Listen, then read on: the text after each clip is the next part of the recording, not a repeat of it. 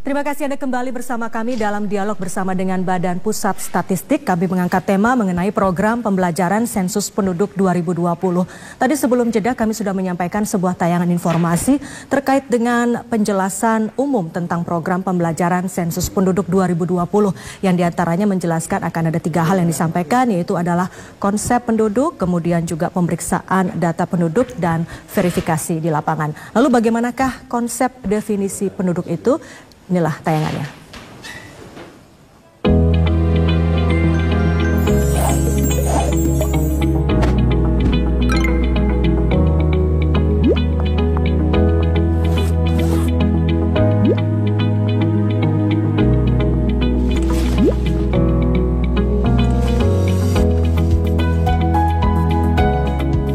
Siapa yang harus dicatat dalam sensus penduduk?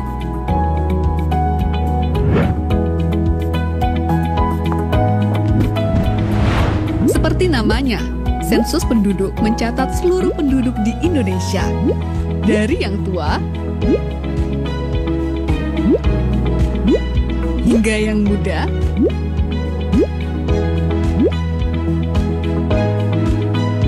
tanpa terlewat. Penduduk yang dimaksud adalah warga negara Indonesia ataupun warga negara asing yang tinggal menetap minimal 1 tahun atau tinggal kurang dari 1 tahun, namun ada berniat atau berencana menetap selama minimal 1 tahun di daerah tersebut. Konsep penduduk ini mengacu pada Undang-Undang Nomor 23 Tahun 2006 dan Undang-Undang Nomor 24 Tahun 2013, serta Rekomendasi Perserikatan Bangsa-Bangsa. Dengan konsep penduduk berdasar tempat tinggal akan menghasilkan data yang lebih akurat sehingga memudahkan pemerintah dalam mengambil kebijakan dan melaksanakan program pembangunan. Misalnya, untuk membangun fasilitas MCK, sekolah, fasilitas kesehatan, dan lain-lain. Tentu harus berdasarkan data siapa yang benar-benar tinggal di wilayah tersebut, bukan berdasarkan catatan administrasi kependudukan saja.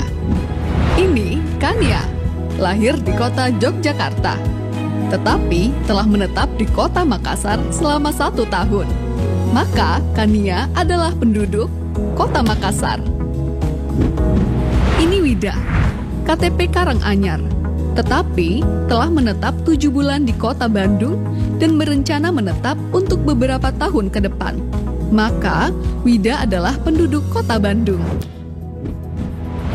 Jadi, penduduk di suatu daerah, mulai dari provinsi, kabupaten, kecamatan, hingga RT atau dusun dan sejenisnya, adalah setiap orang yang telah menetap di daerah tersebut minimal 1 tahun, atau kurang dari 1 tahun, namun berencana untuk menetap lebih dari 1 tahun. Satu lagi yang perlu dicatat, asisten rumah tangga, sanak famili yang menetap, dan bayi yang baru lahir juga dicatat sebagai penduduk di keluarga tersebut ya. Itulah konsep penduduk. Konsep ini berguna untuk menentukan siapa sajakah yang termasuk dan yang tidak termasuk sebagai penduduk di suatu daerah dalam sensus penduduk 2020.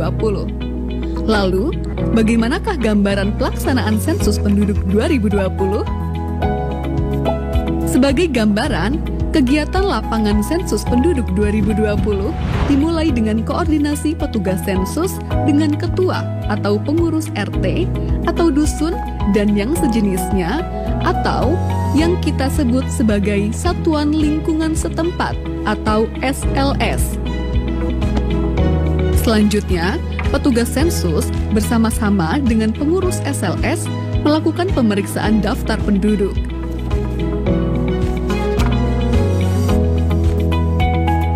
Setelah itu, dilakukan verifikasi lapangan dengan mengelilingi wilayah SLS.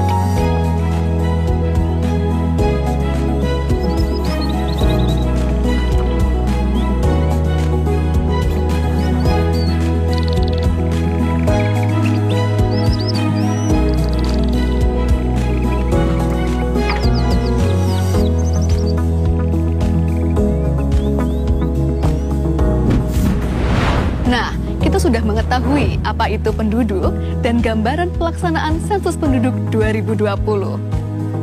Di video berikutnya, kita akan mengupas tata cara pelaksanaan lapangan sensus penduduk 2020 yang terdiri dari pemeriksaan daftar penduduk dan verifikasi lapangan. Selamat mengikuti ya!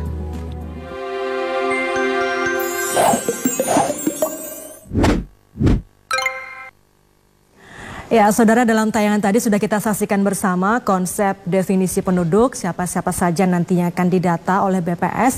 Lalu kemudian juga tadi ada gambaran bagaimanakah tahapan-tahapan sensus penduduk itu nantinya. Dan usai jeda kami masih akan kembali dengan informasi-informasi terkait dengan program pembelajaran sensus penduduk 2020. Tetaplah bersama kami dalam dialog bersama BPS.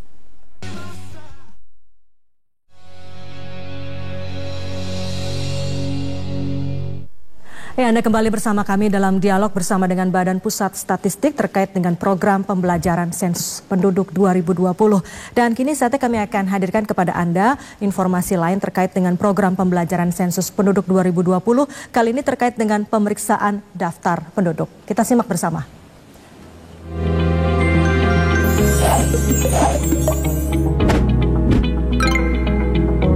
Tahapan kegiatan lapangan sensus penduduk 2020 dimulai dari pemeriksaan dokumen daftar penduduk SP 2020 DP oleh petugas sensus bersama ketua atau pengurus RT atau dusun dan yang sejenis atau disebut dengan SLS. Kegiatan ini di bawah pengawasan koordinator sensus kecamatan atau disebut dengan KOSEKA.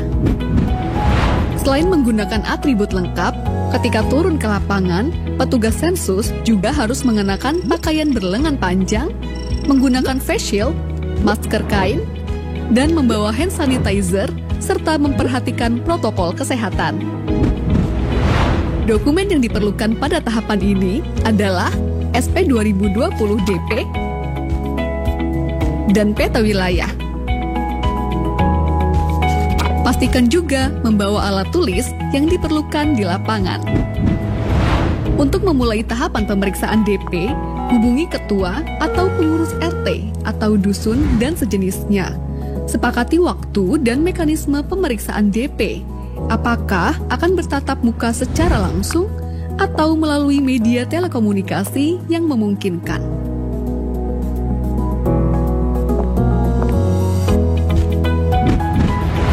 Kemudian, pastikan kesesuaian identitas wilayah RT atau dusun dan sejenisnya berdasarkan dokumen SP 2020 DP yang menjadi wilayah tugasnya. Apabila terdapat perubahan, baik itu pemekaran ataupun penggabungan SLS, laporkan ke koordinator sensus kecamatan atau KOSEKA untuk ditindaklanjuti kemudian. Sebelum memulai pemeriksaan, baca dan pahami petunjuk pengisian pada halaman kedua DP. Jika ada yang belum dipahami, dapat ditanyakan kepada koordinator sensus kecamatan atau KOSEKA. Selanjutnya, mari mengenal dokumen daftar penduduk atau SP 2020 DP.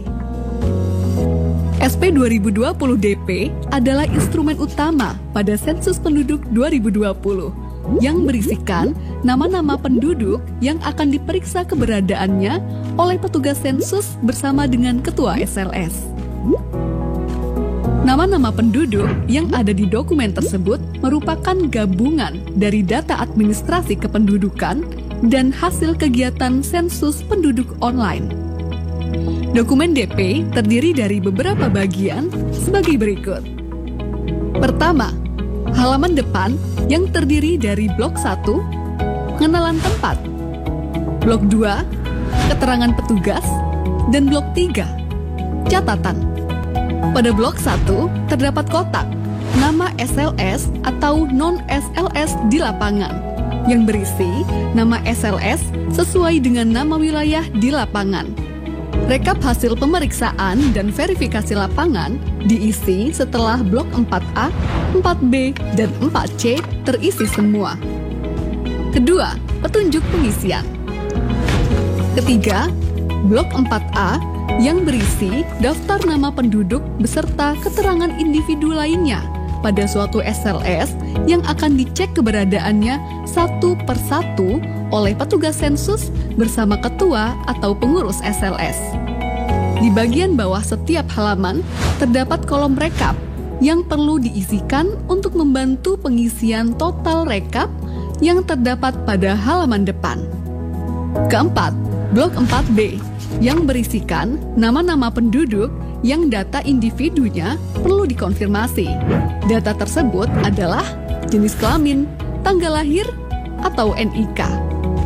Kelima, terdapat blok 4C yang berupa daftar kosong untuk mencatat nama-nama penduduk di SLS tersebut yang belum tercetak di blok 4A.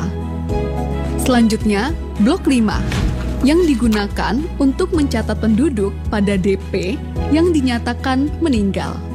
Terakhir, terdapat surat pernyataan yang diisi ketika ketua atau pengurus SLS tidak dapat mendampingi petugas sensus dan menugaskan orang lain dalam melaksanakan kegiatan lapangan sensus penduduk 2020.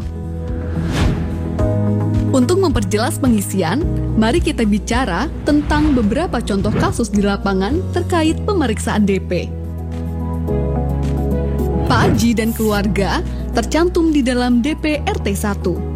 Pada saat pemeriksaan DP, Ketua RT1 mengkonfirmasi bahwa benar Pak Aji dan keluarga tinggal di RT1 dan tercatat tinggal di alamat yang sama pada KTP atau KK mereka. Maka petugas memberi centang pada kolom 9 untuk setiap anggota keluarga. Sedangkan Pak Budi dan keluarga juga tercantum di dalam DP RT1. Tetapi Ketua RT menyatakan bahwa Pak Budi dan keluarga memiliki KTP dan KK dengan alamat di wilayah lain. Maka petugas memberi centang pada kolom 10 untuk setiap anggota keluarga. Keluarga Pak Charlie sudah melakukan SP online. Namun, Ketua RT menyatakan bahwa bulan lalu telah pindah ke kota lain. Maka, untuk setiap anggota keluarga, beri tanda centang pada kolom 11. Jangan lupa, coret keterangan jenis kelamin Pak Charlie dan keluarga pada kolom 13 atau 14, sehingga tidak dihitung pada rekap jumlah penduduk berdasarkan jenis kelamin. Contoh selanjutnya, keluarga Pak Rudi terdiri dari Pak Rudi, istri, 4 orang anak, ibu, dan seorang asisten rumah tangga yang tinggal di kota Semarang. Pak Rudi beserta istri dan anak pertama, kedua, dan ketiga, serta ibunya sudah melakukan pengisian sensus penduduk online. Alamat KK atau KTP keluarga Pak Rudi di kota Jogja, namun sudah tinggal di kota Semarang sejak tahun 2017. Maka, pada pemeriksaan DP oleh petugas pada RT tempat tinggal Pak Rudi saat ini di kota Semarang dilakukan dengan cara berikut. Pak Rudi bekerja di kota Jogja dan selalu pulang seminggu sekali. Maka, beri tanda centang pada kolom 10. Istri adalah ibu rumah tangga. Maka, beri tanda centang pada kolom 10. Anak pertama bekerja di kota Jakarta dan pulang 1 bulan sekali. Maka, beri tanda centang pada kolom 11. Dan jangan lupa untuk mencoret isian jenis kelamin pada kolom 13 atau 14. Anak kedua, Ketua RT tidak terlalu mengenalnya. Maka, beri tanda bintang pada kolom nama.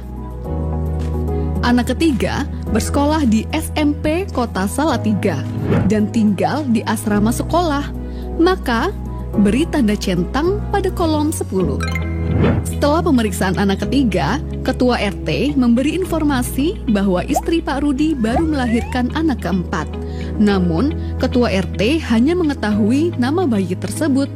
Maka, isikan nama bayi pada blok 4C, lalu lengkapi keterangan lainnya pada tahapan verifikasi lapangan. Orang tua Pak Rudi meninggal sebulan yang lalu, maka beri tanda centang pada kolom 12 dan coret isian jenis kelamin pada kolom 13 atau 14. Lalu lengkapi isian pada blok 5 SP 2020 DP. Ketua RT memberi informasi bahwa Pak Rudi memiliki seorang asisten rumah tangga yang belum tercantum namanya pada SP 2020 DP. Maka, catat pada blok 4C dan lengkapi isian. Apabila selama pengisian terdapat kesalahan, coret 2 kali isian yang salah. Lalu, isikan isian yang benar. Pada saat kegiatan pemeriksaan DP, sebagian petugas dilengkapi dokumen SP 2020 DPD yang memuat nama penduduk yang tidak diketahui alamat tempat tinggalnya di SLS manapun di suatu desa. SP 2020 DPD juga harus diperiksa oleh petugas sensus bersama ketua atau pengurus SLS. Setelah pemeriksaan daftar penduduk selesai, kegiatan lapangan dilanjutkan pada tahapan verifikasi lapangan yang akan dijelaskan pada video selanjutnya. Sensus Penduduk 2020 mencatat Indonesia.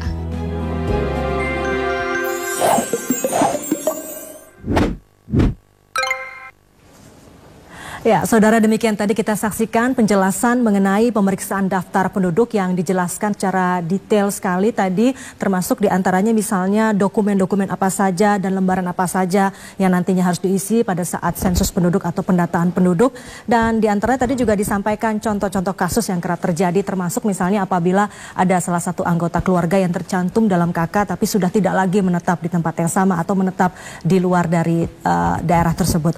Dan yang menarik juga petugas-petugas lapangan yang akan melakukan sensus atau pendataan penduduk juga dilengkapi dengan protokol kesehatan, misalnya mengenakan masker dan juga mengenakan face shield untuk keamanan baik bagi petugas maupun juga warga yang didata. Kami nanti akan hadir kembali dengan penjelasan mengenai verifikasi lapangan dan tetaplah bersama kami dalam program pembelajaran Sensus Penduduk 2020.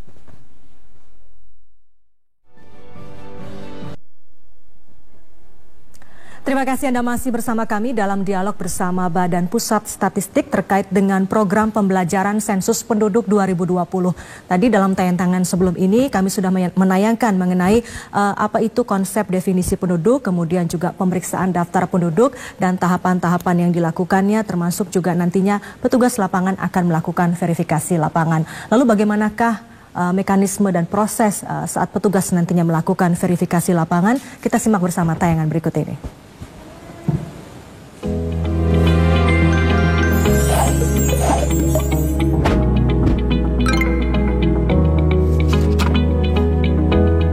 Setelah melakukan pemeriksaan daftar penduduk atau dokumen DP bersama ketua atau pengurus SLS, tahapan sensus penduduk 2020 selanjutnya adalah pelaksanaan verifikasi lapangan. Apa yang dilakukan petugas sensus pada saat verifikasi lapangan?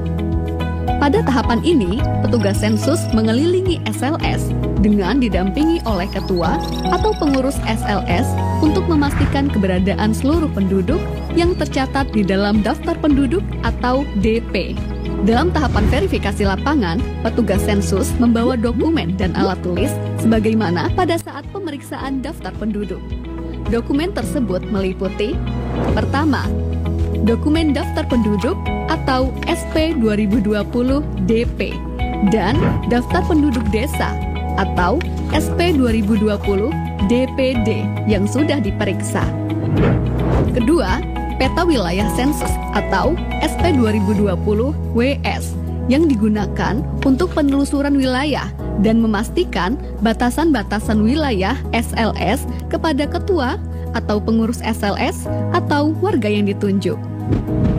Selama di lapangan, petugas dan ketua atau pengurus SLS wajib mematuhi protokol kesehatan pencegahan penyebaran COVID-19, mengenakan masker, selalu memastikan kebersihan tangan, dan menjaga jarak minimal dengan responden. Apa saja yang harus dilakukan oleh petugas pada saat verifikasi lapangan? Pertama, mengenali dan menentukan batas-batas wilayah SLS bersama ketua atau pengurus SLS. Kedua, menentukan bangunan pertama yang akan dikunjungi untuk diverifikasi keberadaan penduduknya. Dianjurkan dimulai dari posisi barat daya pada peta. Ketiga, berikan tanda titik atau noktah sesuai posisi rumah tersebut pada peta SP 2020 WS dan sertakan nomor urut di samping noktah tersebut. Keempat, lakukan identifikasi seluruh nama penduduk yang tinggal di rumah tersebut dan sesuaikan dengan nama yang tercantum pada daftar penduduk atau DP. Lalu, salin nomor urut yang terdapat pada peta ke kolom nomor bangunan pada DP. Lakukan prosedur tersebut untuk setiap rumah dan bangunan yang ada penduduknya. Pastikan tidak ada yang terlewat ya. Apabila ditemukan penduduk yang belum tercantum namanya pada daftar penduduk atau DP, tambahkan dan lengkapi keterangan penduduk tersebut pada DP Blok 4C. Pastikan seluruh kolom terisi.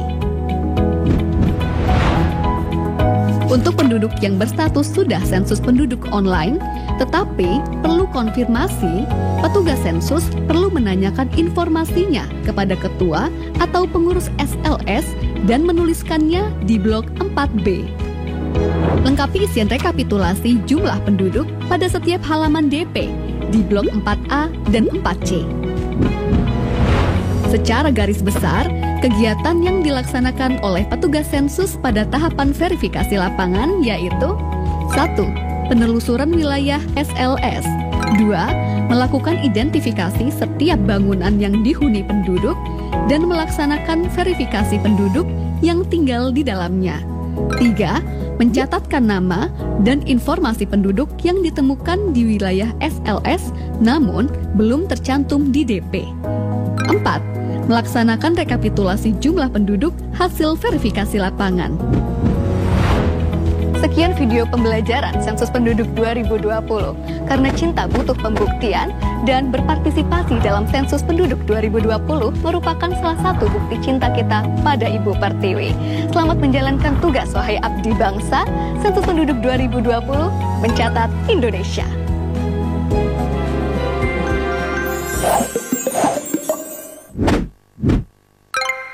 Ya, saudara, demikian tadi tayangan mengenai verifikasi lapangan dalam Sensus Penduduk 2020. Dan nanti usai jeda kami akan hadirkan seorang narasumber dari Badan Pusat Statistik, yaitu Direktur Statistik Kependudukan dan Ketenagakerjaan BPS. Anda pemirsa juga bisa langsung bertanya kepada narasumber kami melalui nomor telepon yang nanti akan kami cantumkan di layar televisi. Tetaplah bersama kami akan segera kembali.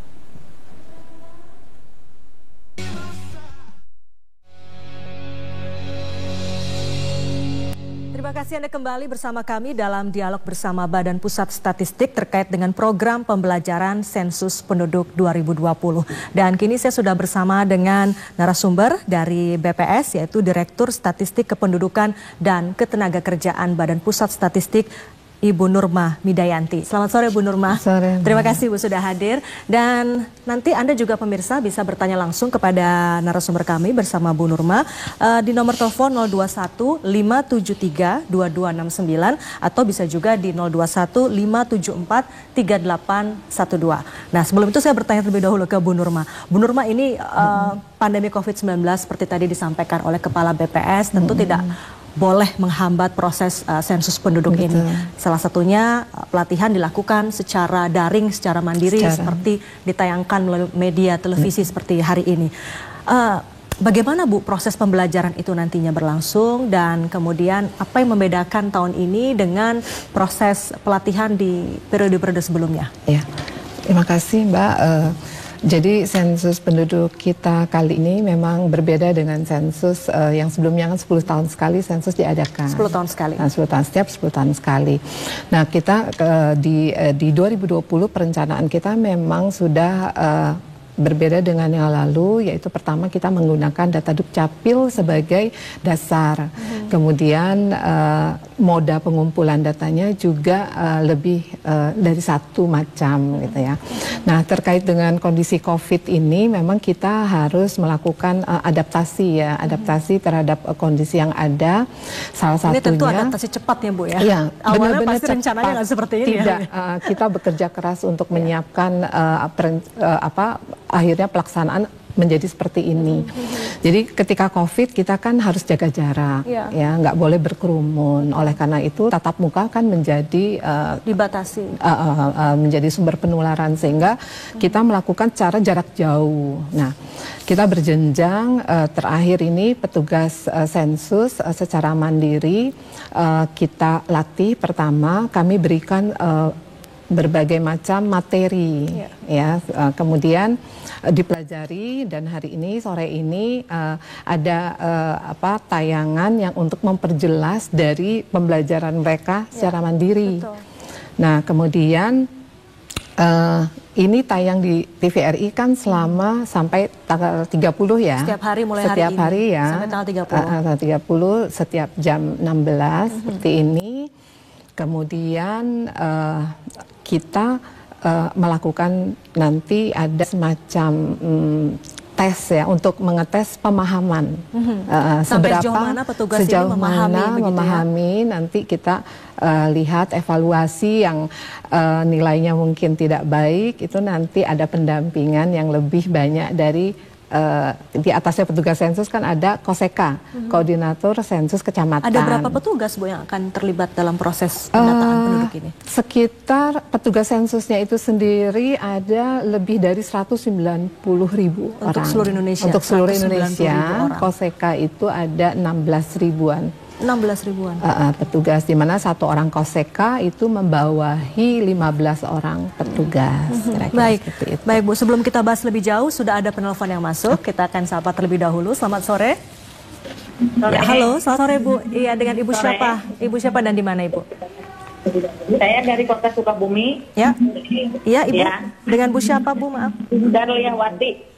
Darliawati, silakan Ibu pertanyaannya. Iya, silakan Bu. Saya mau bertanya ya Bu ya. Iya, silakan. Ini ada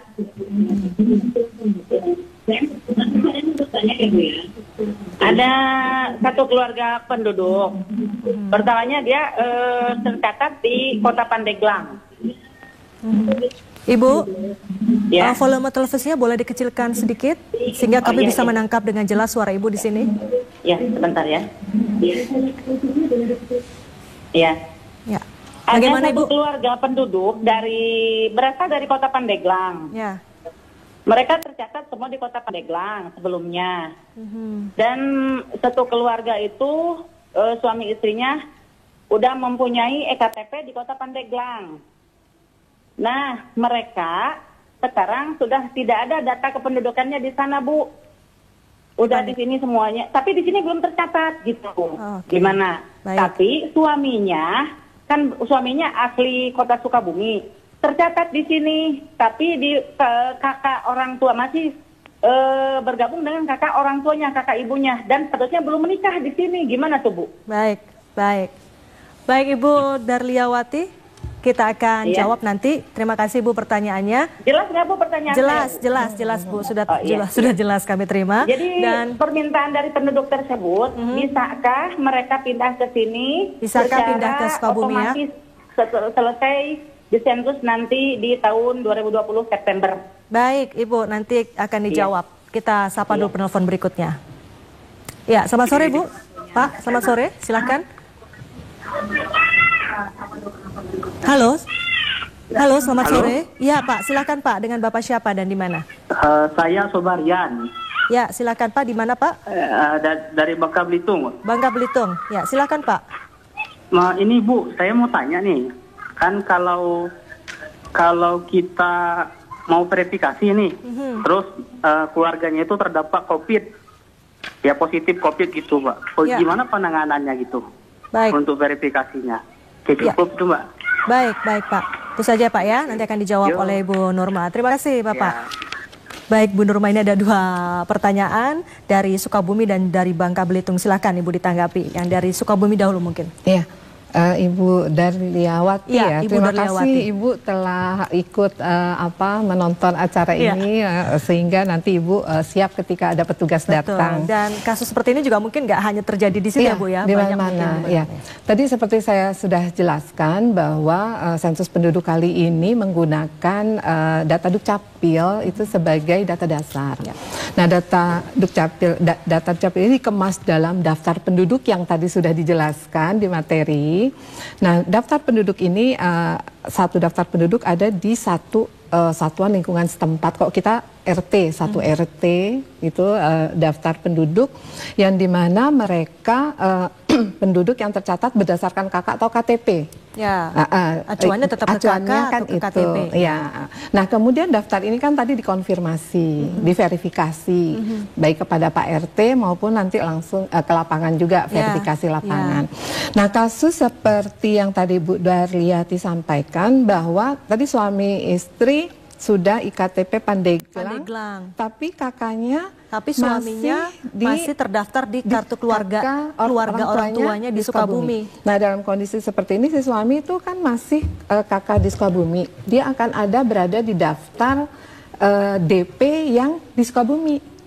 Nah, jadi nanti ketika diverifikasi kepada Pak RT atau ketua lingkungan satuan lingkungan setempat, ketua SLS, nanti akan diberi tanda keberadaannya di mana.